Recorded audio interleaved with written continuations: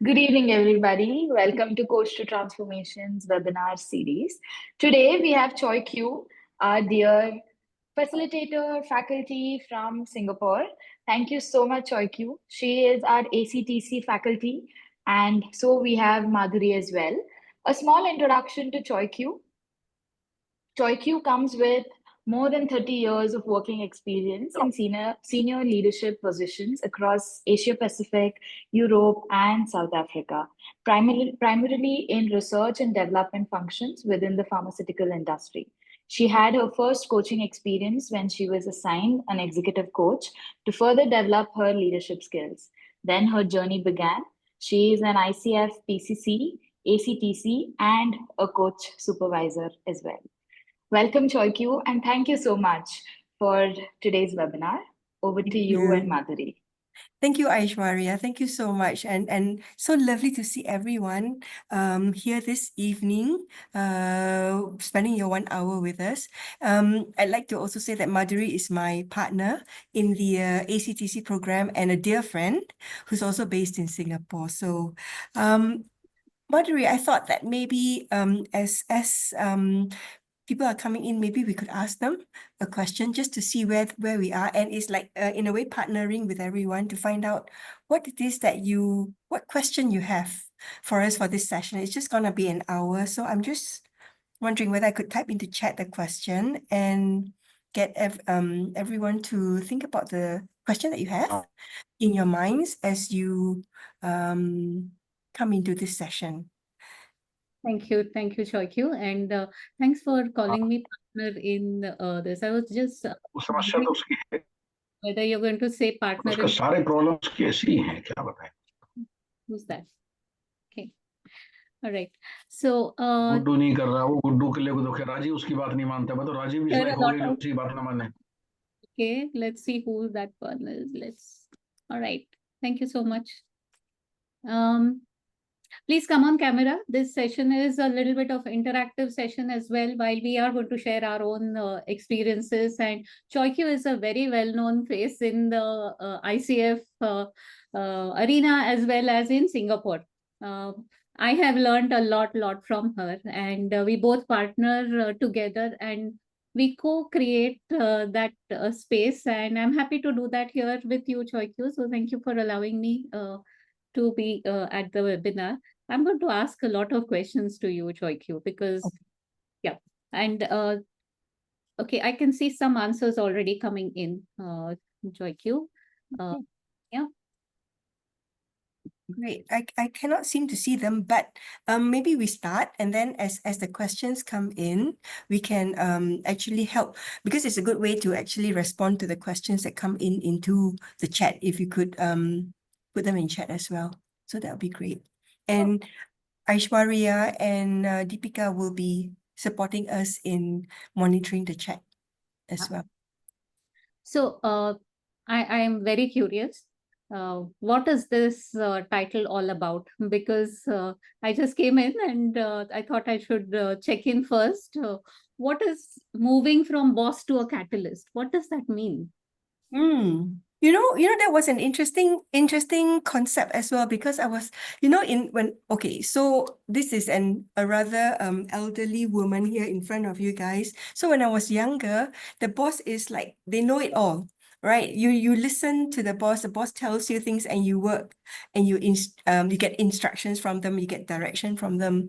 And as I become a coach, as in my coach years, I find that this perception of a boss still stays. There are still individuals who are like, the top, that have the top-down approach. They tell more rather than work effectively together with their team members. And there are not so many leaders who believe that they could, in a way, have collective or shared leadership with their team members. So from the perception of having a boss who knows it all, who gives the direction, and who expects their team members to follow their direction, the catalyst is a leader who's a catalyst is one who sparks change, who actually empowers their team members and creates conditions for growth and collaboration without needing to control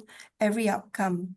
And I remember, Madhuri, when there was when I was starting off, and I was a statistician in a pharmaceutical company where the boss was always deciding what needs to be done. And I just followed to the letter until one day he decided to quit. And then I was really worried, and I struggled to actually know what to do. And the worst thing was, at that time, they couldn't find a successor for him. And they let me report into the CFO of the company. So here I am, a statistician working in clinical trials, reporting into the CFO who doesn't know anything about statistical analysis of clinical trial data. And that was when I learned. And I realized that there is a better way to lead rather than just giving directions or taking directions, to actually being empowered and asking questions. Yeah. I'm just wondering, and it's I don't think it is back in times, Choy Kiew. I see this happening many places even now, where a boss wants to be the boss and enjoys that aggressive, controlling way of leading teams or even being there. And the example that you shared, when the boss changes, what happens, right? So in such cases, what could be a catalyst? What, in your view, is a catalyst? I think a catalyst is someone who really realizes that perhaps they may not know everything, and the team is the one that perhaps could support and share their expertise. So and it was really interesting that it's not only just supporting, but also empowering the team members to share their views, encouraging them to speak their minds, and not be afraid, for the team members not to be afraid that they could be punished, or they could be I guess in a way told off for sharing a different view. And to me, this is the most important in being a catalyst, where you work and ensure that every single member has a voice, and they share their voice and their views, so that you have a collective, diverse and collective decision that is made, that really empowers, and also that the right decision is made for the team and perhaps also for the organization going forward. So I think this is my definition. There's lots of research that has been done in this area, and I think this is also something that's important to share in terms of what is out there in the research around a leader as a catalyst. And you're right.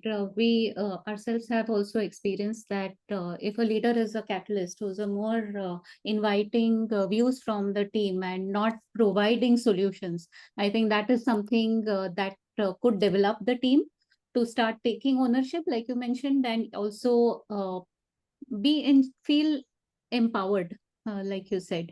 And there was a Harvard business review, some research for everybody that I'm going to share, and then maybe we can see where that leads to. So there was a research that was done. Do you see my slides, please? Yes. Okay.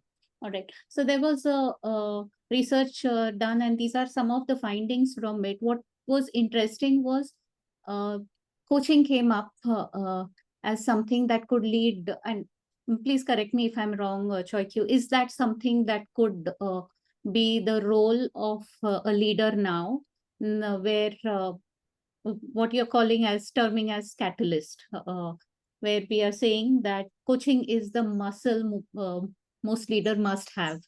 And we have observed this through our own clients, where we are seeing that most leaders, although they don't want to become full-time coaches, they want to learn coaching. They want to lead teams as a coach. And we have been doing this for a while, and what has also come up, which resonates with these findings, is there is increased employee engagement for sure. The team is feeling a lot more closer to the leader as well as the organization. and there are opportunities, developmental opportunities that open up. So it's very different and very new, and I cannot imagine some of the past bosses that I have worked for, or even if I put myself in their shoes, that I love control. I would love to have that decision making power, and no way would my boss give that to anybody else, right? In the past. So it's interesting how this is shaping up. Your views, Choy Kiew. Yes. Oh, I like this slide a lot. I really like it. I think from perspective of just following up on what you mentioned, Madhuri. But you see, most of us, we could be very good as technical individual contributors when we are younger. And because of how good we are, perhaps we get promoted to become managers, or people managers, and leaders in future, and we realize that we don't have the skills. We cannot. To be honest, I truly believe that it's not possible to be both a technical expert as well as a line manager, because you have to motivate the team, you have to set the direction, and there's insufficient time in your schedule to really focus on the details that's needed to develop an individual. So to me, I think trust is the key. When you hire, when you have team members, to show that you trust them to deliver on the jobs. And how do you do that? It's really around motivating them, coaching them, and not telling them so much, as well as spending time engaging all the team members to support each other. A lot of experiences come to my mind, but to me, I think it's the moment you get promoted to a people manager position, there must be some support for them to realize that their muscles, they need to have new muscles, no longer the technical expertise muscles, but the people manager muscles, how to build relationships, how to build trust, how to manage conflicts, etc. And that's when coaching does help a lot. In coaching, we have the coaches, the experts who have one-on-one sessions with leaders who might spend 45 minutes to an hour or 1.5 hours one-on-one sessions. But a leader as a coach in an organization, you do not have that 1 hour time. You perhaps have just 5 minutes or 10 minutes, maximum maybe 15 minutes, to have a opportunity to talk with your colleague, to listen to them, actively to ask questions and support them on what is challenging them. And I think this is what leaders can do more of, really, at the workplace, not considering a long session, but perhaps 5-10 minutes of inquiring, asking questions, showing your concern, etc. It's wonderful to hear all this, but in real practice, I have seen leaders struggle, because it is so much easier to just do it by yourself, or just give a just directly do 1 to 10 steps and you'll be done. And so much tougher to actually coach people towards it. Yeah, I think that's the I'm going to challenge that. That's probably an excuse, because they in a way that they believe that's the probably a fast way to do things. When I tell them, I tell my colleagues, I tell my team, they just do it. But I realize that in the younger generation, they would like to be engaged. They would like to be heard. And how do we then engage them in a way that they share their ideas? Because sometimes it's important to show that they listen, so that we listen to them, so that they are engaged and they will stay and they will contribute. So there are different schools of thoughts, for sure. What I truly believe in is for a leader to have the ability to spend some time to coach their team members, to listen to them, to appreciate them, understand them a bit more, so that they can grow. I see Deepak has his hand up. Okay. Yes, Deepak. Yeah, hi Chokif and hi Madhuri. Sorry if I've pronounced your name incorrectly. Thanks for an excellent start. Just building onto it, and you mentioned about leadership and coaching in an organization. And typically in an organization, there are minimum three layers of management or leadership. One is at a CXO level or a C-suite. A layer below that would be subject matter experts who are functional leaders, subject matter experts, process owners, and so on. And the highest layer is around the governance board. And like you rightly mentioned it, you get only 5 to 10 minutes to kind of engage with your teams. But also as a coach, as a leader at different levels, it's going to be very different, because it's not only just encouraging your people, but as a business, there are certain, let's say, deliverables pertaining to results, where we need to deliver quarterly results, we need to ensure compliance, need to ensure governance. So just wanted to seek your views. So it is not just boss to a catalyst, but multiple bosses, multiple layers of governance, and how do you kind of coach in those areas? Thank you. Oh, Deepa, you've asked a question which is really true to my heart, which I really experienced myself. So maybe I share a story with you. We have to deliver on timelines. We have to meet our KPIs or exceed our KPIs. And this is a business in terms of its to ensure that it survives essentially. So I was an employee in a 55,000 employee organization that was headquarters was in UK. The CEO he visits regularly around the region, and that's when he does his story around you must meet your KPIs, etc., etc., etc. I remember there was a meeting where the leaders in the region sat in on a conversation with him, and I was picked to be in that meeting with him. I was the most junior. I was the only female, and he asked a question which was targeted at me. I gave a wrong answer. And I knew I gave the wrong answer, and everybody in the room knew I gave the wrong answer. He went on. There was a break in between, and you know what he did? He came up to me and he said, "You know, that was a wrong answer. It should be this answer."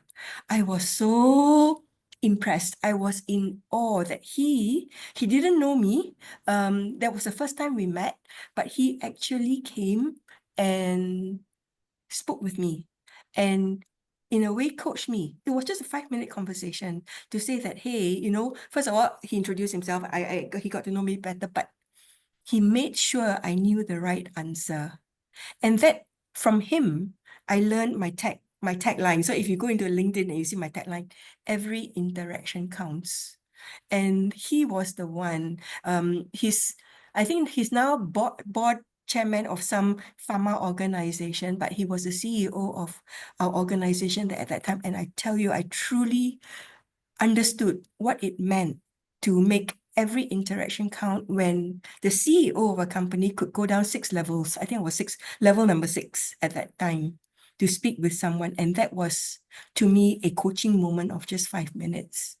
So Deepak, I've given you an answer. I've not really a story. I've not really given you an answer. I hope that this has triggered some thoughts in you.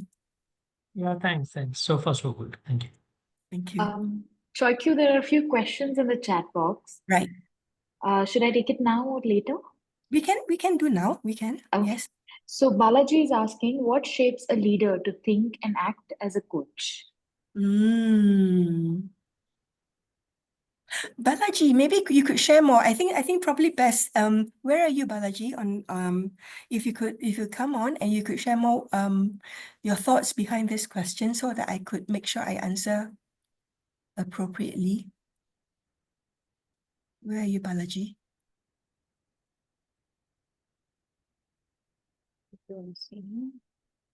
No. Okay. Right. Well, okay. So I'm going to interpret my way. Is that okay? And then see, and then I'm open for challenges because this is how I see it, and you guys could see differently or could understand differently. I think it's through experiences that you get. I know for me, and Madhuri, I think it's good to hear from you also. I was thrown into a role that I knew nothing about. As I mentioned, I was a statistician. So I studied statistics. I grew up in working in statistics. And then when the company went through a merger, my role disappeared. So they put me into a project management role on managing clinical trials, which I knew nothing about. So the only thing I could do was to visit the teams in Southeast Asia at that time and ask questions. And then in asking questions and just listening, that was when I said, okay. People are sharing things with me. And when I observe things that are not so correct, they didn't get upset. They said, oh, it's because you don't know, so let me tell you more. So in a way, it was like pretending in a way to be a little bit blur, as in the Singapore term, but really being curious and listening and showing you understand. And of course, when I go home, it's like reading a lot to understand. But I think that shapes a leader to think differently, to say that I know a lot, but maybe I have to put what I know aside and then create this space for me to build new muscles for myself so that I can then appreciate what's happening with the work that my colleagues are doing. So I'm not sure whether this helps. Madhuri, if you have a same or different view, that would be helpful. Actually, it triggered something for me as I heard you talking to Deepak or answering this question. It's about building trust with your team.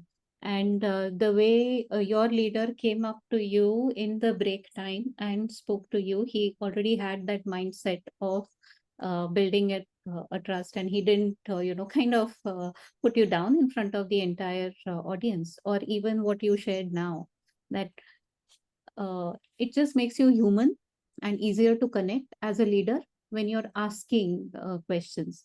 And I'd read somewhere that the more help you ask or the more questions you ask, the more open people are to coming to you, and that's human nature to help. So, Yes. a wonderful segue into what a team would look up to a leader uh, as, how can I build a connection with my leader as a collective team? So, yeah, thank Yep. you. Yes, thank you. Thanks, Madhuri. And I think this is important, the building trust and to being authentic as well. Is it okay if I share another story, or you're going to talk about this one first? All right. So yes. You can share the story and then I can show this. That's perfect. Yeah. No, because the asking help is also important because I think Aishwarya was mentioning earlier that I have been coached before, and it's because I used to be a very strong introvert, absolutely shy, didn't want to speak up at all. But then my boss saw something in me, got me a coach, and then of course some transformation happened, and that was when they sent me to Japan. Now, when I went to Japan, I was leading a team of 7 leaders who subsequently led about 120 people across the company. We had some crisis in Japan, which could have damaged the reputation of the company. And so what we did was really worked together. But because I had been trained in some aspects of team coaching and leadership coaching, I already had worked with them to build the trust, to share with them that I don't know everything, and to really work effectively with them to say that they are the experts. I am there to create collaboration and sharing of knowledge and expertise. And that was what happened really when crisis came. And we had a few where all I said was, I need help. We have our company could be, the reputation of the company could be at stake. We need to resolve this quickly because it was in the pharma industry. It's a very highly regulated industry. And it was a situation that could bring in serious repercussions. And the team just bonded together to support each other because I had built that trust. I had been vulnerable and said that we need to work together. They all put aside their work because this is a priority and it's something that's across the whole organization. If we fail, the whole organization could potentially fail. So, and that was when I realized that, you know, the work of showing up, of being vulnerable, of asking for help, and yet building that trust through coaching, through listening to them, through opening up and not hiding and not saying that I can do it all, you know, and I say I can resolve everything. No, it's to trust them to do help, support. I think that was a big learning for me in terms of how the investment in time that you've made in the beginning or through the years, it will come out when it matters most. Yeah. And so the slide you showed, Madhuri, I think was really great. So that kind of summarizes, I guess, a few things new as well over here, which I see. Do you see the slide? Yes, yes. All right. So a few things for me that come up over here is the trust factor, of course, and leader must model vulnerability and openness, and that itself could bring the entire team together. And I'm just imagining the impact that this one team could have on the rest of the teams or the organization. What are your views or your experience, Choy Kiew? But I see Deepak's hand up, so maybe we want to take that first before you Okay. answer. I can wait. Maybe you can respond to this and then I'll chip in. Okay. So your question, Madhuri, was that help me remember the question. Okay, so my question was that when that impact that the leader has had on his team or her team, on their team, how would that impact the rest of the teams or the organization in a way? So I'm just kind of thinking aloud, and I'm asking you as well. I think when we did that, we were like role models in terms of how we behaved. Because in crisis, you would get really angry leaders most of the time blaming each other, right?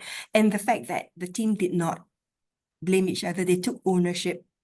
It's not their fault, but they took ownership on what they needed to work on, resolve going forward, and being respectful and humble and to listen. It was in a way role modeling the right behaviors of the team, and that has a systemic effect across the whole organization because HR was brought in, and when HR saw that, they realized that they needed to work on the whole function as a start.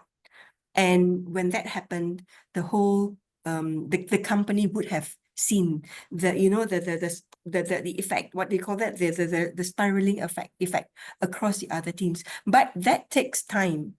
Most important was that the team was very clear and resolute in behaving the way they did, working together as a team, effectively collaborating and being responsible yet respectful of the other people's views, and then it will show over time.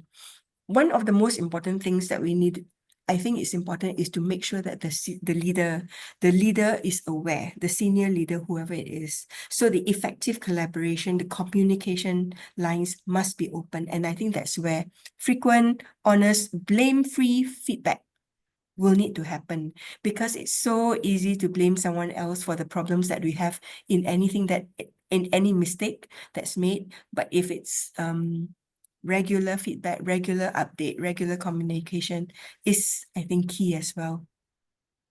I like what you said about being blame-free feedback, and many a times in crisis situations, that is what could make or break the team. Yes. Yeah. So, what could help a leader change their mindset to, kind of become a catalyst and not a boss? That's a tough one. I think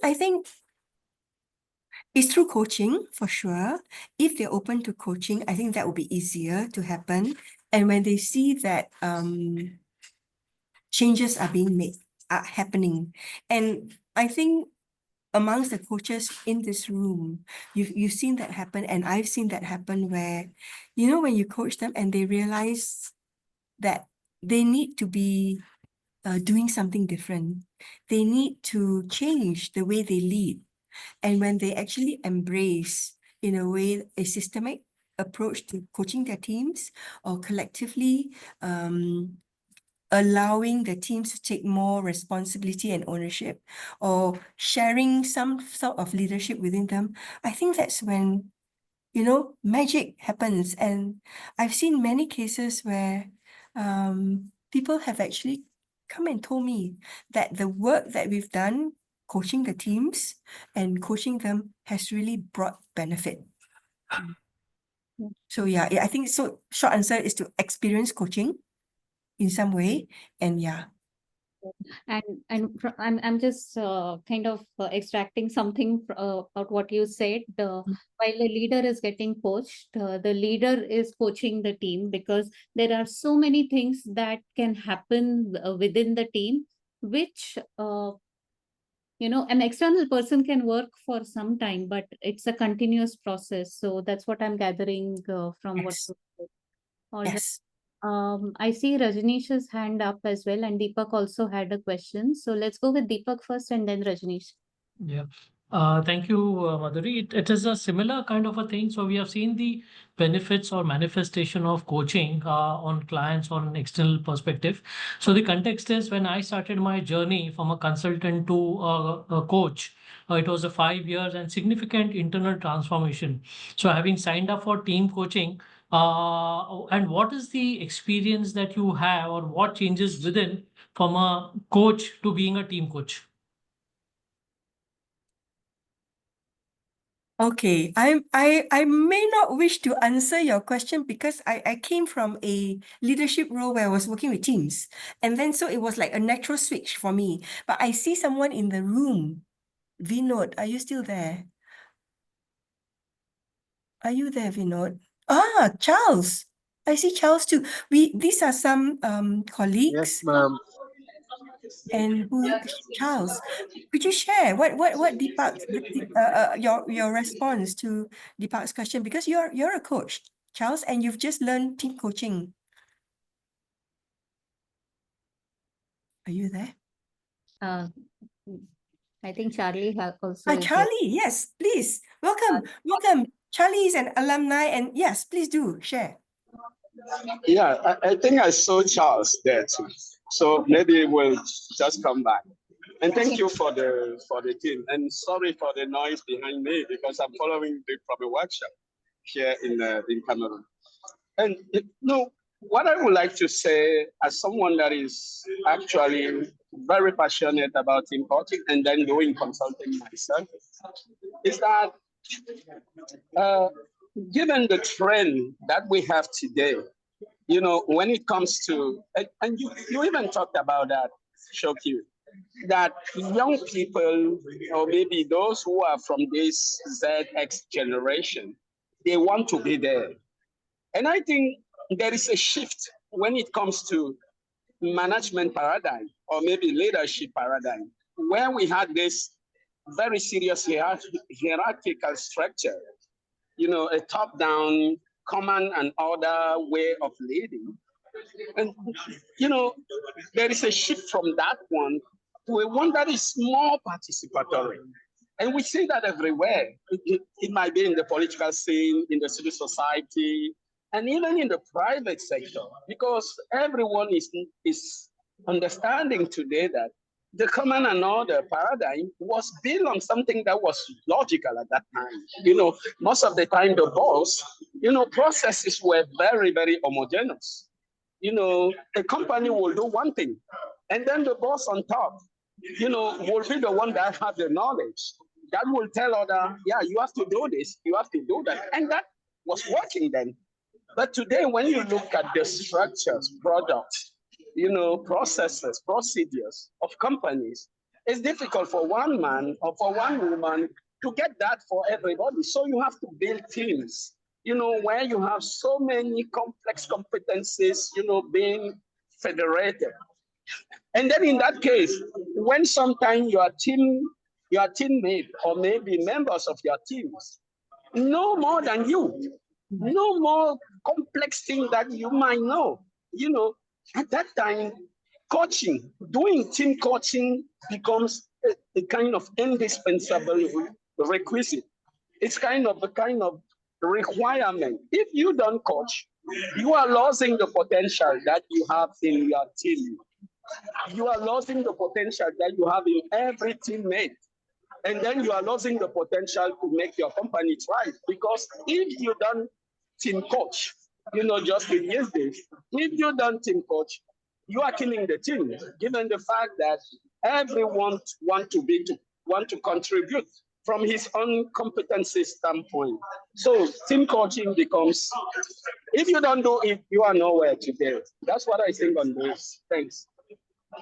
Beautiful. Thank you so much, Charlie. Thank you. I totally agree completely with what you say. So thank you, Charlie, for sharing your passion about team coaching. Really appreciate you very much. Thank you.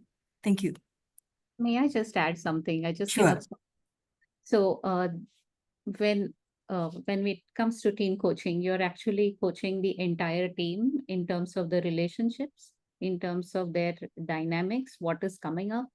And that is so much more complex for just a coach to look at. And if you are a team coach, you're looking at not just one individual, you're looking at all the entire team, these dynamics, these relationships, and how are they going to play on the rest of the organization and the rest of the environment. So that systemic effect that you spoke of, Choy Kiew, I think that's the difference that I see when I'm coaching teams now. So I'm just adding my bit over here. Totally agree, Madhuri. Shall we move on to Rajneesh for a question? Yeah, thank you. Actually, the discussion has moved on a little bit, but let me still ask the question. This relates to Madhuri, your last slide. And, it took me back down memory lane. I had a supervisor or a boss who didn't allow the team to speak up or take risks, or someone who's so self-possessed. Vulnerability just doesn't mean anything to such a person. He's like, as if, allow me to say this, and it's a cliched phrase, and it's like saying, I'm the God's gift to mankind. I hope you get the drift, right? So for such a person, if such a person happens to be a decision maker and we are pitching for team coaching, I need your thoughts and seeking your suggestions in terms of how should one talk to such a person. Coaching will come later. Okay. Right. So let me share another story, Rajneesh. Please. It may not be exactly that, but at that point in time, I had a boss who's very an extrovert, very strong in her views on how things should be done, and it's to be done her way. We were having a leadership team meeting, and during the team meeting, she was engaging very strongly with another colleague who's an introvert, on her views on how things should be done according to a certain way. And because this colleague has a more innovative approach, and also he didn't dare to disagree with her, it came to a point that potentially he would leave the organization. And because at that point in time, I was very uncomfortable because I was new. I went to the boss and I just told her that the impact of their discussion in front of everyone, where she was in a way telling off this colleague, it didn't land well on me. And I felt very uneasy about the whole situation. At that point in time, she was very defensive. And her view was that she would speak to other colleagues in the room on how they felt. Which was something good. She said she should do something about it. And she did. She talked to everyone else in the room, and she realized that some were supportive of her, some were not. And I said, well, could we not find someone to support us in developing ourselves further? So I was not saying anything. The next thing she did was actually invite a coach, a consultant in to work with us as a team. So the power of it is, I realized it then. I was so scared, it's like heart beating. Oh no, I'm going to say something, it's going to be difficult. But because I was true to the impact, I was being very respectful to her. At the same time, I was sharing with her my concerns and the fact that she could be losing a very important colleague. Something helped. And it's actually giving that feedback in a way that you're respectful of the individual and to share what is probably needed to bring us forward. And the other thing was because we were creating a new vision for the team. And it's just, again, like Madhuri is like saying, bring the systemic effect. If we did this well, if we worked effectively together as a team, we would be able to achieve our vision faster. So like bringing in some incentives or motivation that we need to change. And we need to support each other collectively and not just, show disrespect in a team setting. So I'm not sure whether that helped answer, and if you've got any other further questions. No, thank you, Choy Kiew. This is helpful. Gives a perspective. And what I'm picking up is that somebody has to, kind of pick up the courage to give a very, very assertive feedback at that moment, which you did, from what I've picked up. And the leader also has to be, kind of receptive, right? Yes. So something to think over. Thank you very much. Thank you. And it's the one-on-one feedback that's important and not in front of everyone, because you must show respect to the individual. Although this boss was a sweet, but there's still the ego at play. So always make sure that it's a one-on-one feedback in an environment that they feel safe, you feel safe as well. I think that yes, just one more thing, Madhuri, the courage now.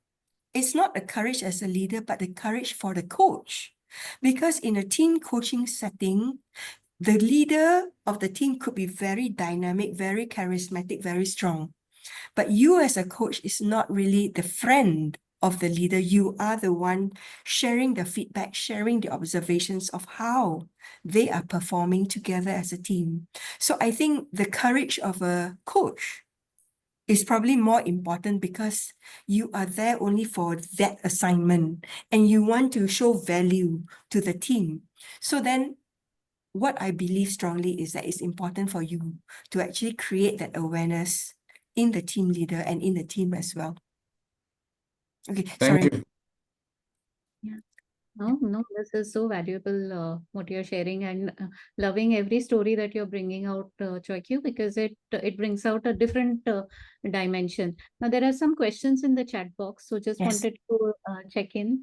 Renu Sachdeva has a question. In your experience, what are the top 1 or 2 skills or attitudes many leaders struggle to acquire in order to be better coaches? We know this is a tough question, but are you here? So but I think, okay, great. Can you, okay, so I'm going to say just one for now. And then if you could challenge me and ask me more questions, I'm more happy. I think it's listening. Bosses are not listening very much because they have a view. And okay, so probably they've been pushed or stressed by their bosses, and so they bring their direction, their stress over to us. And so then sometimes they may not listen carefully to their bosses, and when we tell them perhaps some challenges, they may not listen to us. So I think acquiring listening skills would be one thing that I would suggest that the leaders try to do. more of. What do you think, Renu? Yeah, the one that came to my mind in addition to that was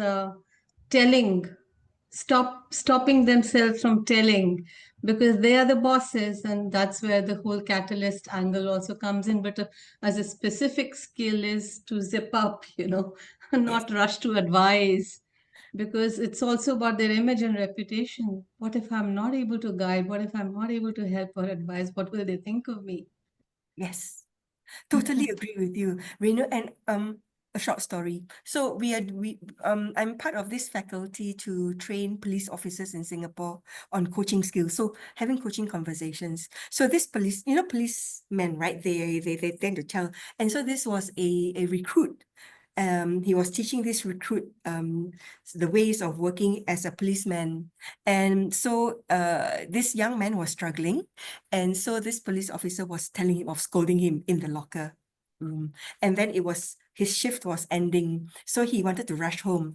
And so after scolding, he just rushed home. But as he left, as he was opening the door, he heard a sound. He turned back and he saw the young man crying. So because he's been trained coaching skills, he went to the young man, patted him on the shoulder and started listening to him.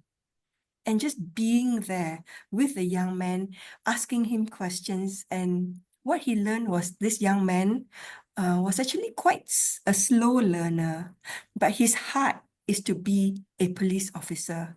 And that was when he completely changed his mindset of the young man.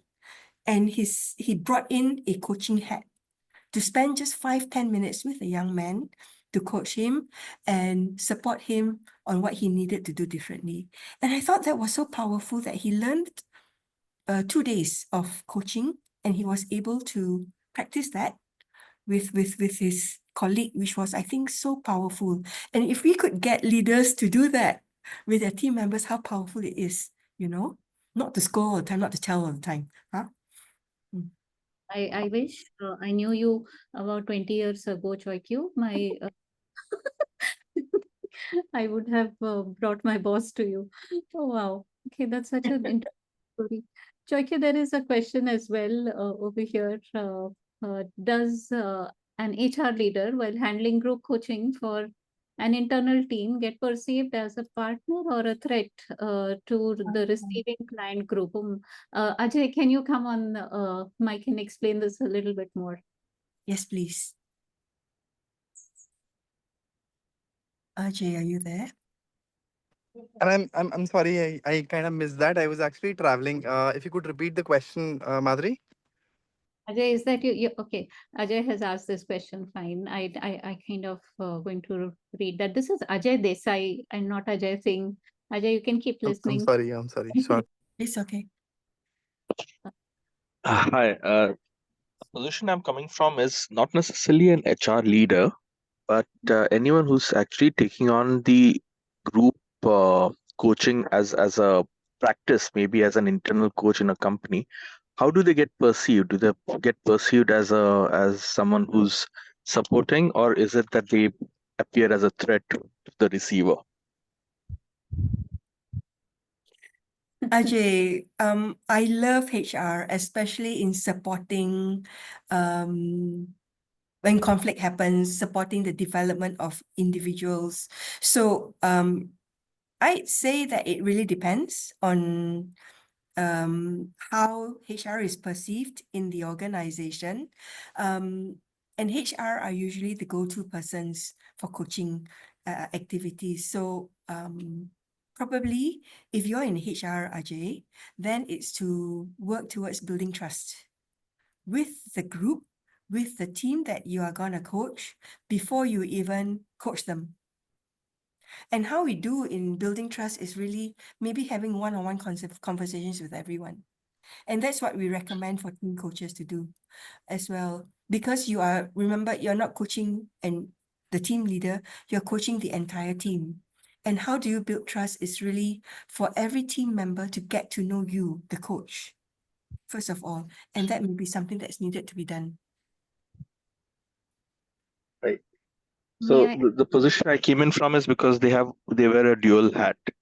of that of an HR leader in the organization and yet as a coach. So they sometimes have to take the management side, yet at the same time they have to guide the team as well.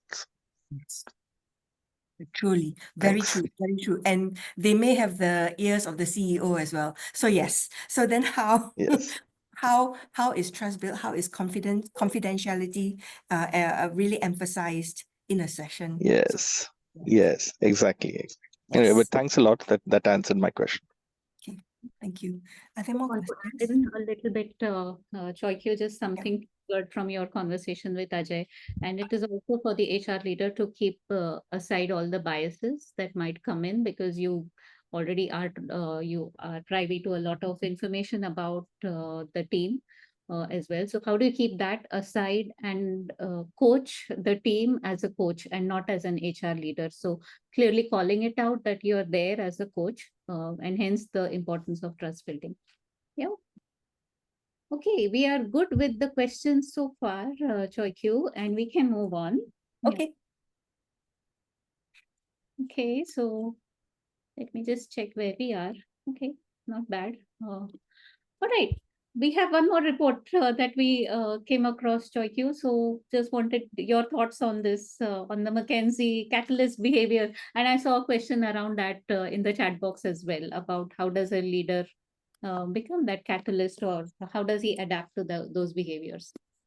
Yes, I thank you. Thank you. I really like this McKinsey report, and we sort of shared in a way around creating a space for others to think, act, and lead, ensuring that the team members play a role in working, in sharing, in leading as well. Although in the end, the team leader is the one who has that accountability and responsibility for the success of the team as a whole. But every team member also takes on the responsibility to do that. And the brown box also talks about shared accountability, and we talk about shared leadership, collective leadership. In the end, it all means the same, where all the team members really support each other and challenge each other as well to grow. I actually like the word conflict a lot, because conflict, we've always taken it negatively, that there is disagreement, etc. But if it's healthy and if it's encouraged, that we share our views, our different views, and we say it openly, that's when innovation happens. That's when you get new ideas, and that's when you actually have potential better solutions to the challenges that you face. So most importantly, I think, is that the shared accountability, shared ownership, and also the trust. I think I won't emphasize it. I think it will never be boring to talk about trust, because I think trust is the basis, like in Patrick Lencioni's book, The 5 Disciplines of Leadership, Team Leadership, right? At the base of it is trust. If you're not able to build trust, you can't really, in a way, deliver for the business. I think that's what he's saying. And so how do we, as coaches, as leaders, build trust within our team? I think it's around curiosity, being curious, wanting to learn, wanting to understand, and showing that you are authentic in really understanding and appreciating what is being shared. What is the last box on bottom right is leading with purpose, and having a compelling mission, a compelling vision for the team. What is it that we want to achieve? What are our shared values, etc. I used to do an exercise with my team every year around, okay, so these are our KPIs for the year. And I always bring them forward. Let's say that we are now at year end and we are celebrating our success. What would that success look like? What would be our KPIs? And then I always say, what if we could do 10% more? And that's what we do, every year for the team, to actually, that we've always exceeded expectations, because we look forward. We then visualize our achievements, we celebrated our achievements, and then we work backwards to see what we actually did. That really motivated them a lot, and I think that really worked very well for my team. So yeah, just try out and see whether it works or not. Yeah. All right. Choy Kiew, thank you for sharing all those wonderful, lovely stories. I mean, I'm happy to keep listening to more, and I will never get bored of listening to your stories. You know that. So I'm mindful of time and just want to pose some questions for our audience here in terms of what are your thoughts about what you just heard from all of us in terms of leaders as the catalyst. So here's the first question for you. Okay, there you go. What advice would you offer a leader struggling to let go of control? So you can just put in, from whatever you have heard so far, just put in a small little one-liner about what is that advice you could give.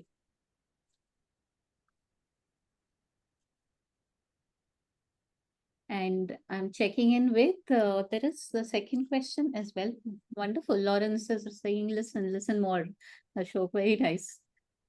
It just flowed so nicely. Listen and listen more. Charles, very nice. Keeping control means losing your team. If you love your team, let go of some control. Very nice, Charles. Okay, please keep it going. And here's the second question for you. If you have to if you have to get somebody to start practicing catalyst leadership this week, what is that one thing that you would say to them? Okay, let me see. Let me put it here.